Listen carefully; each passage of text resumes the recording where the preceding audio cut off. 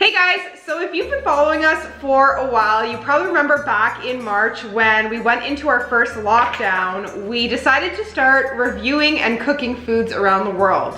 Well, we are now in a second lockdown. We put a vote out on what you guys want to see while we're in lockdown, and one of the top options was food around the world.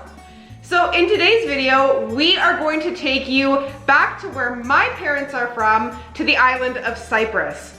I am so excited to be sharing this video with everyone. I'm also really excited to have a taste of back home because it's been a while since we've been able to visit.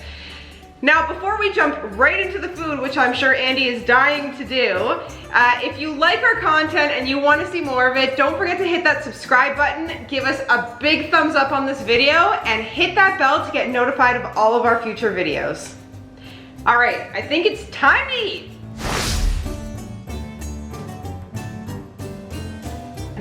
Now, if you've never heard about the island of Cyprus, it's located in the Mediterranean Sea, just below Turkey and to the right of Greece. A lot of people think that it's part of the Greek islands, and it's actually not. Cyprus is its own country, and although we do share a lot of the same dishes as Greece, and we speak Greek, and we have the same national anthem, there are some dishes that are directly from Cyprus that were not originated in Greece itself. So in today's video, that's what we're actually going to be going through. We're gonna walk you through some of the dishes that we like to eat. We're very fortunate. A lot of this stuff my parents have either made for us and we keep it stockpiled in the freezer, or we've actually brought it back from Cyprus and also have it stockpiled in the freezer. So whenever we're missing a little bit of the island life, we usually bring this food out to enjoy. Right, so like you said, everything we're having today is Cypriot with the exception of pitas, because you have to eat this stuff with something, right? Without further ado, let's jump in. So we're gonna start with the soup, which really it's actually not my favorite. I do like it a little bit. It's like a kind of a sour tasting soup, and you put some cheese in it. It is called Trahanas. So it's actually comes dried to start with, so it looks like this. I'll actually take a grain out for you. So this is what it looks like. What this is basically grain and fermented milk or yogurt, and they usually mix it all together, let it ferment for a little while, and then dry it out in the sun. Kind of looks like a chicken nugget. So it becomes like these little brick things. And what you do is when you want to have some Trahanas soup, you just put it in some boiling water and let it boil a bit. One thing we do like to add into our Trahanas soup is Halloumi cheese, but you can eat it without the cheese, or if you want the cheese, you can also put that in. So I think we want some halloumi in ours, so I'm gonna go ahead and put a couple of chunks in mine, put some chunks in Andy's. So it's this kind of like murky liquid with some buckwheat inside, and it's okay, it's not bad, it's not my favorite just because they have some other ones that's like really good. There we go. But yeah, you get a bit of cheese in every spoonful and it warms you up from the inside, which is really nice.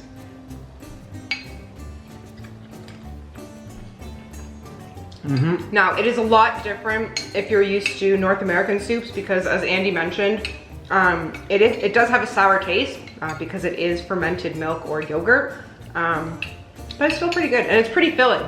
Right, and now it makes the house smell like her parents' house. Really.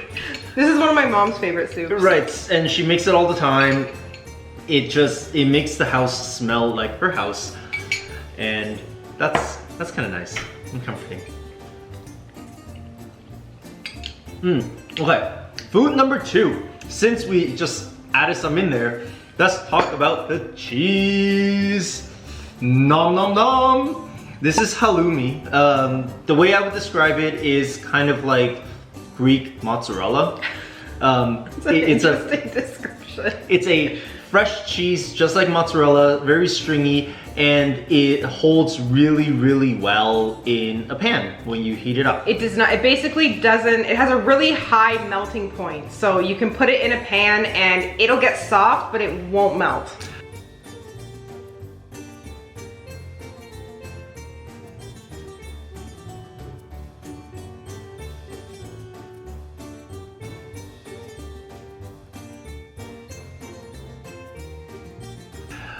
I love this stuff. It's become one of my favorite cheeses, and my favorite thing to eat with it is pitas. Yeah, quite often I would just do this and then eat a whole like 1 or 2 pitas with it.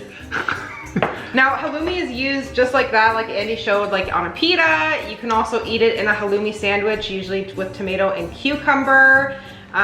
Some people grate it up and put it on their pasta. It is really a multi-use cheese. The one that he's eating right now has been grilled in a pan, which is why it has those grill marks on it. The cheese itself, after you bite into it, it's a little bit crunchy and salty, delicious. It really does go quite well with just about anything. Even like a traditional North American sandwich, you know, the sliced deli meats, and then you put it in your Wonder Bread or whatever. You just throw a couple of pieces of this on top instead of cheddar, let's say.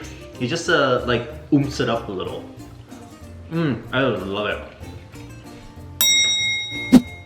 All right, enough with cheeses and bread. Let's talk meat. We have 2 meats we're gonna walk you through. The first one is a specialty. This is, again, strictly from Cyprus, and they're called Sheftalia. So what this is a pork and lamb sausage. Now, the thing that makes it a lot different than a traditional sausage is it's not wrapped in a casing. Instead, what it's wrapped in is, it's the lining of a pig's stomach. And so it looks kind of weird. It's like kind of this like webby look. And you wrap all the meat in there and, you know, put them into these like little shapes like this. And then you put them on the barbecue, and that lining it's gonna like melt away. It's gonna render down. You have to be very careful with the barbecue because it can catch fire very, very easily. But if you keep an eye on it and you cook them well enough, they're going to get really crispy and cooked.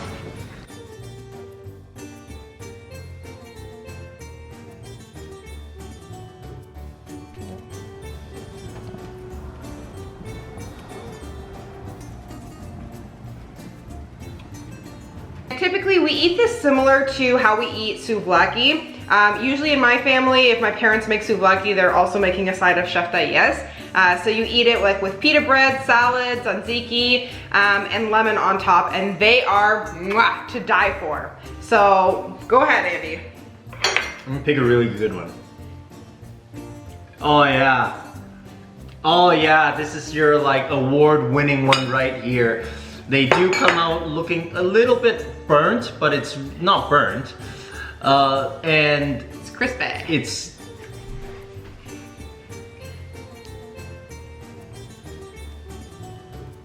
I don't know if you guys can hear that, but it does get crispy. The lining has rendered down, and they are just amazing.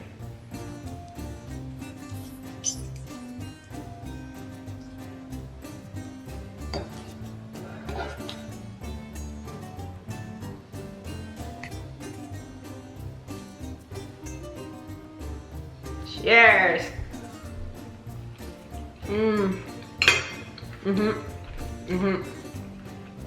Oh my gosh.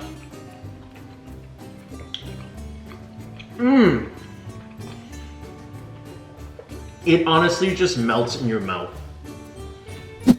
The next meat that we pulled out today is another sausage. It's again native to Cyprus, and again we received it from his parents who made it themselves. This one is wrapped in an actual casing though. We're very lucky. I honestly, just a side note here, we keep bringing these things in, and then I keep like, oh yeah, they made this, oh yeah, they made that. It's really bringing back that island feel, and I'm truly enjoying that right now. Now, Loukaniko itself is, it's basically marinated in wine and coriander and other spices. These can be eaten at any meal really, but we typically eat them as part of a Greek meze. So we have some here to try.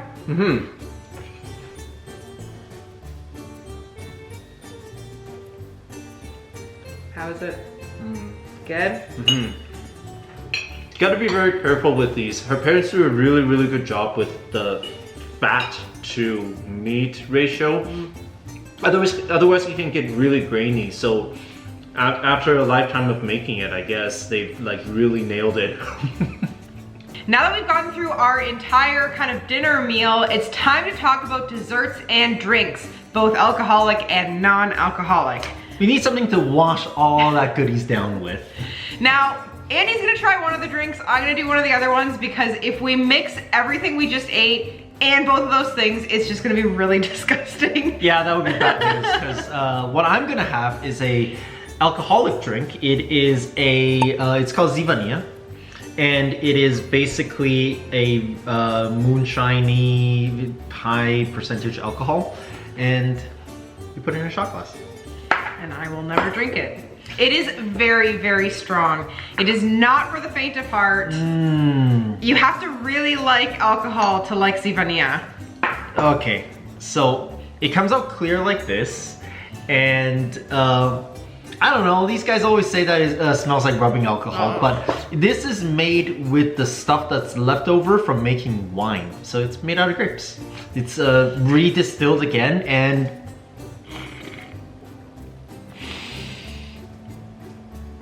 I just got the shivers even smelling it. So I personally really like it. You can really feel it warm your stomach on the way down, and you don't really like throw it back. I usually take like 2 or 3 shots in these 1 little ounce shot glasses, and I personally really like them. Unlike Andy, I'm gonna be drinking something sweet and non-alcoholic. So, what I have here is Triantafilo syrup, or in English, it is rose syrup. Now hear me out. It is really, really good. And you can even ask Andy, because he thought, what do you mean you're gonna drink something that tastes like a rose? Okay, here. English teas are not my favorite because I really hate how they smell and are very pungent. And they smell really good, but then when I drink it, it's like drinking water. So I really dislike that. And ever since, I've avoided all the stuff that has to do with flowers. So when she told me that, hey, this is rose water, I'm like, ah. Rose syrup. No, two very different things. Sorry. Rose syrup, I'm like, ah, why would you drink that stuff? But I'll have to, I gotta say, this is one of my favorite things to have. He's now. obsessed now. Yes. If you're familiar with like strawberry syrup or like Nesquik, like those types of syrups in North America, it's a similar idea. It's basically a sugar drink, and this does have a rose flavor to it, but it's not like drinking, I don't know, I can't even explain it. It tastes like flour, but it doesn't taste like flour. Anyway, you typically mix this syrup in with either water or milk, or a combination of the both of them if you want. We personally like to drink it with milk, so I'm gonna go ahead and mix that up. Or in ice cream. It's also super delicious in ice cream. So I've weighed this before. I usually put in about 20 milliliters. Millimeters. Oh my god, I said it again. Milliliters. And it's very delicious. The thickness of the milk really complements that. It's just so good. I'm gonna have one later once my little drink is done. Or yeah. It's so good. It is so good. It's like the Greek version of strawberry syrup, for sure. Mm-hmm. We do also make this with into ice cream, and that's also. If you ever visit Cyprus, they have an ice cream brand called Baba Filipou ice cream. Highly recommend trying any of their flavors, but they make a Triantafilo flavored ice cream, and Andy was so addicted to it that we actually recreated it here. My parents came through, they hunted down the syrup at, I think it was at a foreign import store somewhere here in Kitchener, and it was the greatest find. Yeah, so we made it into ice cream, and it's absolutely delicious. Okay, so now on to candy.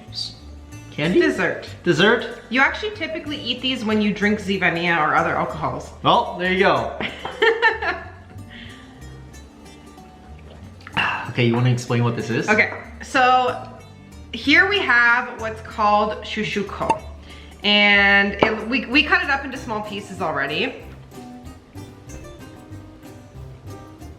But typically when it's first made, it's on a long string. It's almost like, it kind of reminds me of like making these like big long candles. So it's on this long string, and what they do is they take nuts, usually almonds, sometimes walnuts. They'll soak them in water beforehand, and then they'll string them through this string. And so it's like a long string like this, and they start to dip it in basically like it's made out of grapes. It's very like, I don't even know how to explain it, like gelatinous, like it's kind of like wax. It's like thickened grape juice. And so what you do is they keep like dipping this string and letting it dry and dipping it and letting it dry until it builds up to the thickness that they want it to be, and it comes out like this. And then you cut it up and you have your nuts in the middle and you have the grape part on the outside. And it's a nice sweet treat. A lot of people, as I mentioned, they eat it while they're drinking, doing shots, especially it goes well with Zivania. Or you can just have it as a nice little dessert after your dinner. Okay, well, that kind of wraps up what we have for this episode of traveling. Lockdown travel. Lockdown travel. A little throwback to Cyprus. I personally really enjoyed it. Obviously, I'm a big foodie, so this is really taking me back to when we went to Cyprus a few years ago. I cannot wait to go back. Yeah, do you have any food that is your favorite from Greece or Cyprus? Drop it down below and tell us if we're missing something that's just like can't be missed. And if you have questions, ask us, because we'd love to share with you. Oh yeah, for sure. We do a lot of Greek cooking behind the scenes. Drop it down below. All right, Tia and Andy, out.